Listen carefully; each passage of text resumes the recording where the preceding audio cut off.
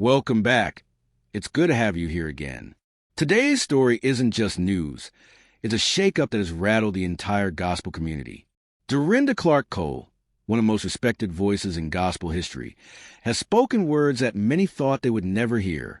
Her public declaration that she is glad the tour is over and her pointed statement telling Kirk Franklin, "Don't call us no more," has torn through the image of unity that has long defined the gospel music industry. Like, comment, and subscribe to the channel as we dive into this, because what happened on this tour goes far deeper than scheduling conflicts or artistic disagreements. It cuts into the very soul of what gospel music represents. The tour itself had been billed as a monumental celebration. Promoters hailed it as a once-in-a-lifetime event bringing together gospel titans from multiple generations. Kirk Franklin, Dorinda Clark Cole, Yolanda Adams, Fred Hammond, Tamla Mann, and others.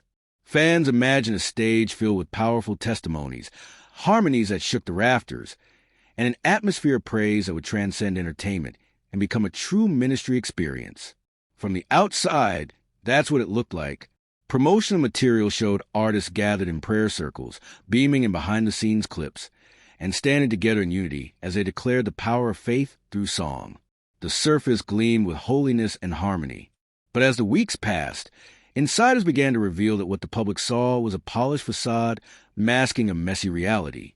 Behind those rehearsed smiles, there were disorganized schedules, shortened sound checks, and growing frustration among performers. For a tour branded as gospel's great family reunion, the cracks were too deep to ignore. For Dorinda Clark Cole, those cracks became personal. A veteran with decades of ministry behind her, she came into the tour expecting to bridge the old and the new. Known for her humility, grace, and unmatched vocal power, she carried the weight of the Clark sisters' legacy into this production. Yet she soon found herself repeatedly sidelined. Reports indicate that her set times were shortened or moved at the last minute, often without her input, while younger artists or headline segments were adjusted to highlight Kirk Franklin's brand. Dorinda was left waiting in full stage attire only to be told her spot had been cut or pushed back. For an artist who had built her career on discipline, consistency, and spiritual authenticity, these decisions weren't just inconvenient. They were disrespectful. Friends and insiders recall her quiet frustration, her sense that she had been brought onto the tour more as a promotional name than as a respected minister of the gospel. She held her composure, leaning on prayer and professionalism, but the wear was visible.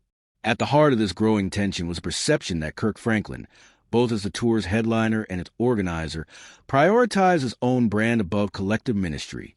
Insiders described production process dominated by his decisions, with schedules rearranged at will and the show's flow manipulated to spotlight his presence. While Kirk's vision of contemporary gospel has undeniably drawn in global audiences, critics argue that his leadership style on this tour crossed into self-promotion at the expense of fellow artists. One crew member observed that what looked like flexibility and creative control to some felt like chaos and favoritism to others. In Dorinda's case, it was more than favoritism. It felt like erasure. To see her name used in marketing, only to have her voice cut short on stage, sent a message that she was valuable as a symbol but dispensable as an artist. That dynamic of power and balance is not unique to this tour. It mirrors larger struggles across the music industry, where veteran performers are often reduced to nostalgia props rather than honor for their ongoing contributions. The tipping point came in Atlanta, a major stop in the tour schedule. This performance had high stakes, packed with fans, gospel media, and executives from major platforms like BET and Amazon Music. Dorinda was prepared for a 12-minute segment, a chance to minister through song, and to showcase a Clark sisters medley that audiences anticipated with eagerness. Minutes before she was set to go on, her segment was slashed to 5 minutes. Another artist was moved ahead of her. For Dorinda, it wasn't just a scheduling adjustment. It was the latest example of a pattern she had endured for weeks. Standing backstage in full attire, mic in hand, she reportedly declared, "We're not doing this again. I've been quiet long enough." Eyewitnesses recount her walking into production tent and directly confronting Kirk's team. Calm but resolute, she told him that she felt dismissed, misled, and undervalued. "You don't treat legends like this," she insisted, emphasizing that she came to minister. not to be reduced to a background act in someone else's brand showcase. Kirk tried to de-escalate, citing the complexity of production, but Dorinda's frustration had crystallized. Something had broken. She realized she had been giving grace without receiving respect. That breaking point carried through to Detroit, the tour's final stop, and it was there that the gospel world witnessed the unmasking. On stage, Dorinda delivered a performance with all the power and sincerity she is known for. She led a spontaneous praise break, left the audience in awe, and completed her part with grace. But backstage, during a media session, she chose to speak her truth aloud. With measured words, she told reporters, "I'm grateful for the fans. I'm grateful for the ministry. But I have to be honest. I'm glad this tour is over. And Kirk Franklin, don't call us no more." Those words fell like a hammer. For decades, gospel music had carefully managed its image of unity and reverence, keeping conflict behind closed doors. Dorinda broke that code in one sentence. The silence that followed in the room was telling. Shock, discomfort, and the sense that something irreversible had just happened. Within hours, the clip spread across social media. Fans flooded comment sections with divided responses. Some praised her courage, noting that she had put into words what many others had felt but were too afraid to voice. Dorinda is gospel royalty. She doesn't need Kirk to shine. She's been the light, one fan wrote online. Others criticized her approach, arguing that gospel leaders should resolve disputes privately. "We don't need more church drama," another commented. But the debate was alive, and it grew louder with hashtags like hashtag she said what she said and hashtag ministry not management trending. The gospel world, which typically prides itself on projecting harmony, found itself at the center of a culture-shaking argument about respect, leadership, and the line between ministry and marketing. Behind the scenes, Dorinda's words opened a floodgate. Anonymous insiders began confirming what she had experienced. They spoke of rushed sound checks, last-minute changes, favoritism, and the overall feeling that the tour had been about brand building rather than authentic ministry. Backup singers and even former collaborators described similar patterns in past tours with Kirk Franklin, an environment where dissent was quietly discouraged, and the show was structured to elevate one figure above the collective. Dorinda's public stand gave these individuals the courage to share their own truths, albeit anonymously. For years, frustrations had simmered beneath the surface, but in the gospel industry, silence often equals survival. To break that silence takes someone with nothing left to prove, someone like Dorinda Clark Cole. Her decision resonated strongly with younger gospel artists. Many of them grew up idolizing the Clark sisters and saw Dorinda's stance as a lesson in boundaries. They began tweeting messages of support, emphasizing that ministry cannot be reduced to a marketing strategy. One rising artist wrote, "Legends like Dorinda didn't walk, so we could be mistreated. Boundaries are holy, too." This generational solidarity sparked the trending hashtag ministry not management, which crystallized the debate into a movement. What began as an isolated conflict on one tour quickly became a larger call for accountability in the gospel music industry. Respect, fairness, and integrity were now on the table. And then there was Kirk Franklin's silence. In the days after Dorinda's declaration, his social media accounts carried only generic messages, short inspirational posts about God's goodness, but no direct response to the controversy.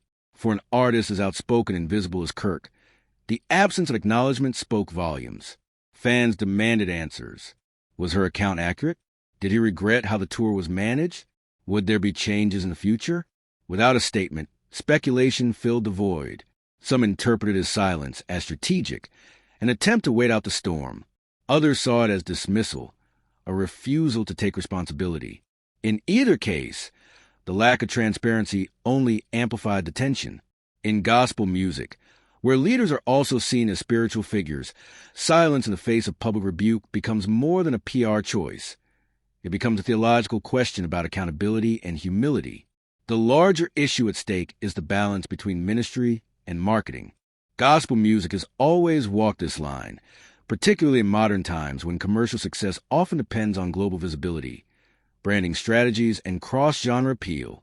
Kirk Franklin has been at the forefront of this evolution, fusing gospel with hip-hop, R&B, and pop elements to bring the message of faith to new audiences. Few deny his brilliance in doing so. Yet Dorinda's critique reminds us that when branding eclipses purpose, the heart of gospel risks being compromised.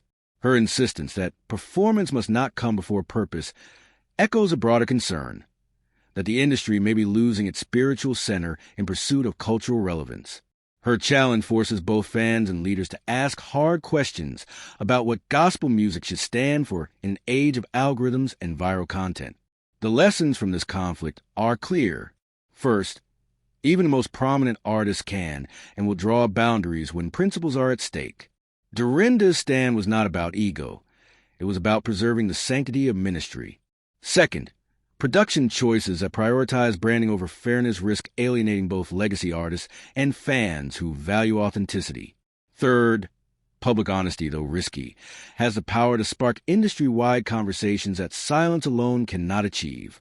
Fourth, younger generations are watching closely, and they are aligning themselves with integrity and respect rather than unchecked authority. And finally, silence from leadership does not resolve conflict. It deepens suspicion. In a community built on accountability, clear communication is not optional. It is essential. Dorinda Clark Cole's words were not simply a personal outburst. They were a cultural turning point. She exposed the cost of silence and reminded the gospel world that ministry is not a stage show. It is a calling. By speaking up, she shifted the conversation from celebrity to integrity, from marketing to ministry, and from performance to purpose. Whether the industry will heed, that call remains to be seen. But one thing is certain. Gospel music will not forget the night Dorinda said, "Don't call us no more." Her courage ensures that future generations will not accept disrespect as the price of success. And so, as the gospel community wrestles with the fallout, fans and artists alike are left with challenge to demand accountability, to honor the legends who built the foundation, and to insist that ministry never be sacrificed on the altar of marketing. Because when truth is spoken, it has the power to reset the stage. If you followed this story to the end, thank you for staying with it. Make sure you like, comment, and subscribe to the channel for more in-depth looks at the stories shaping our world.